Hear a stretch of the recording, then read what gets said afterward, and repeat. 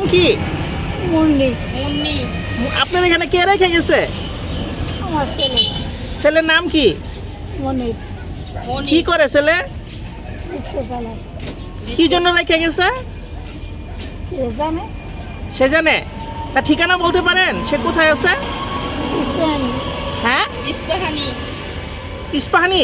ইস্পাহানি কার বাসা? কাবিরের নাম জানি না। বাড়ির নাম জানেন না? এনাকে আমি রমজান মাসে পাইছি, ওই যে মেরিনের সামনে, বুঝছেন। আমি দেখি বেটি সারাদিনই কিছু খাই নাই, তো আমার খুব খারাপ লাগছে।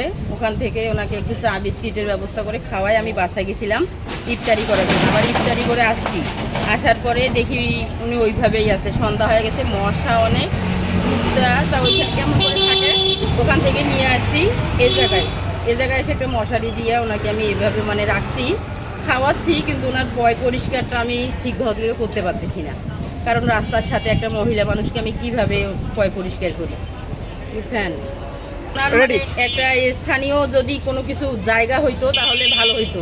আমি বৃদ্ধাশ্রমেও মানে কথা বলে দেখছি, তো গার্জিয়ান চাই, কিন্তু আমি তো ওনার কোনো গার্জিয়ান না।